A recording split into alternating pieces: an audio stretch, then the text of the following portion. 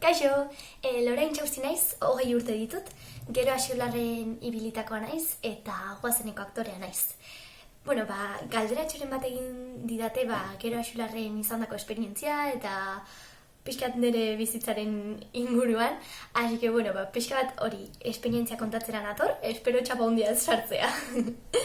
Nik Gero Axularren hasi nintzen 5 urte nituenean, nire gurasoek apuntatu ninduten, nire ama euskal dantzan ibilitakoa da, eta biei beti gustatu izan zaie, eta nire aitak erritmoa izatea nahi zuen, hasi que, apuntatu egin ninduten, eta egia esan urte pila bat ez egon nintzen, DBH 3 arte, eta oso ondo gogoratzen dut esperientzia, ikaragarria izan zen, zeneri dantza asko gustatzen zait, beraz asko disfrutatu nuen taldean, eta eszenatokira igo nintzen lehenengo aldia beraiekin izan zen, eta hori, hor deskubritu nuen dantza gustatzen zitzaidala, eta eszenatokia nire txokorik kutxunenetako bat dela.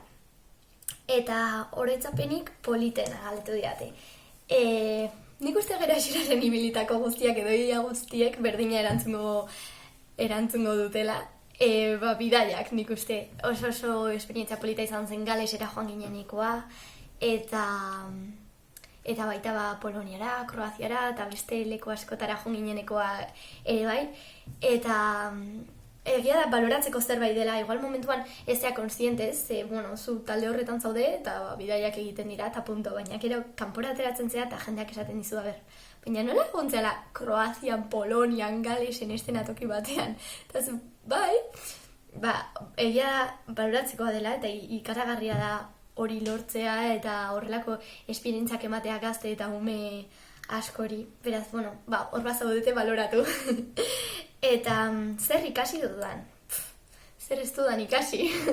Gauza pila bat hori esan dizuet. Dantza gustatzen zaidala eta guzti horretaz aparte taldean nola lan egiten den. Txiki-txikitatik derrepente talde batean zaude eta horrek funtzionatu egin behar du. Lana ondo eta gogor egin behar dela zerbait aurrera ateratzeko. Eta ere oso polita da Boleondres solidario inguru hori sortzea eta jendeak laguntza eskaini eta eskatzea eta inguru horretan sortzen den bakiro hori, ez? Polita iruditzen zait.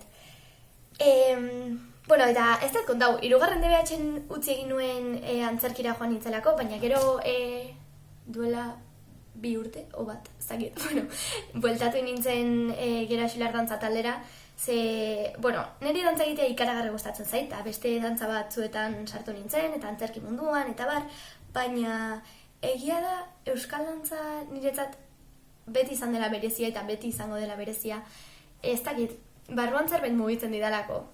Ez dakit, gabonetan adibidez ikuskizunak egiten ditugu guk familian, eta askotan pianoa jodet, edo beste 1000 gauza egin ditut, baina egia da euskal dantza egiten dutenean beti nire amama, eta nire izeba, eta nire gurasak emozionatu egiten direla, eta nire gain nire dantzatzen duten bakoitzean emozio puntu hori sortzen duela. Ez dut esango beste dantzak gutxiago gustatzen zaizkidanik, baina egia da sentimenduekin lotutako zerbait dela pentsatzen dudala. Ez dakit, niretzat euskara hizkuntzak zerbait berezia duen bezala, ez? Niretzat ez da berdina maite zaitut edo I love you esatea, euskal dantza dantzatzen niretzat ere ez da berdina. Eta hori, bueltatu egin nintzen, eta aurten goazen eta guzti horrengatik berriro utzi dut. Eta gero galdetu didate justo hori, goazeniko fenomenoa nola bizi dudan, ondo, depende ze gauzak arraroak. Hasieratik hasita, udako esperientzia, rodajea eta guzti hori izugarria.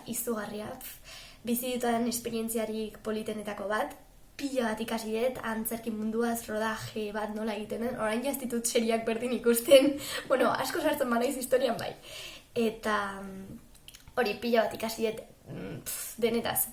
Eta batez ere nire buruaz eta bizitzaz ere bai, egia da presiopean lan egiten dugula eta askotan egun zailak direla, eta ikuste duzu jende guztia hor ondartzan ez dakize eta badituzu joi egunak, baina hala ere junin berzea, erdi gaixorik bazaude berdin du, eta bueno, gogorra da, baina ikaragarria da. Pila bat ikasiet eta jendea ere izugarria. Gero antzerki bira ere oso polita, hilabete batean 40 emanaldi egin ditugu, ikaragarrizko lana egin dugu, eta nire gurasak preokupauta zeuden enegolako inoiz etxean, baina niretzat oso berezia, 1000 aldiz errepikatuko nuke.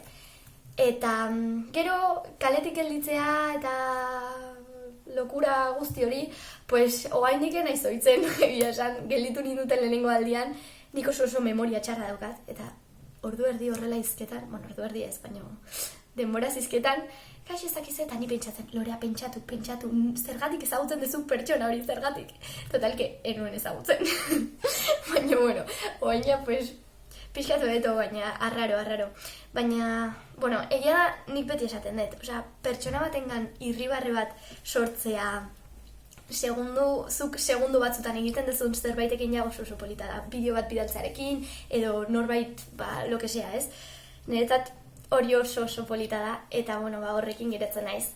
Eta gero bestia, gurea oso eskala txikian da, nik beti esaten dut, osea, guk dakagun fenomenoa inguruan nahiko txikia da, konparatzen badezu Netflixeko aktorek duten guztiarekin, edo Operación Triunfokoek bizi behar duten boom guztiarekin, ez? Baina egia da nik nire eskala txikian ere pixkat hoi gestionatzeko ez dakit. Nik beti pentsatzen dut mirespen eta gauza guzti horiek nik sortutako panpin bat idoa zela, ez? Nik panpin bat sortu dut, June izena duena, eta oso arronago panpin horretaz, eta asko lan egin dut, eta ordu pila bat jarri ditut hor, eta oso arronago jendeari panpin hori gustatzea, eta jendeak panpin hori maitatzea. Baina ez naiz ni, jende horrek enauni ezagutzen, enauni maitatzen, panpina maitatzen dute, ez? Eta nik uste hori garrantzitsua dela pixkat bakoitzan bere lekuan mantentzeko. Baina, bueno. Eta gero konfinamenduari buruz galdetu diate. Konfinamendua, pues, ondo, osea, alden hobekien esango nuke. Egia esan ez naiz aspertzen ze unibertsitatekoak esplotatu egiten dute, eta gero goazen etxera grabatzen ere gaude. Ikusi, por cierto, ez badakizu zer den. Grabatzen dugu goazen etxera bakoitza bere etxetik, hola pixkat rodaje oso arraro batean, baina hori eta dago igandetan 9:00 eta asteazkenetan 10:30 ETV baten. Break, publicidad. Eta hori, bestela ondo. Eta aparte, pues, gauza asko egiten, nire hobiak egiten, hori, ukelelea jotzen adibidez, pianoa jotzen, eta beste 1000 gauza ere bai. Así que, bueno, ondo. Eta amaitzerakoan planak, pues, mendira joan, pasioak eman, jendearekin egon, jendea pila bat faltan botatzen dut, eta eszenatokiare pila bat faltan botatzen dut.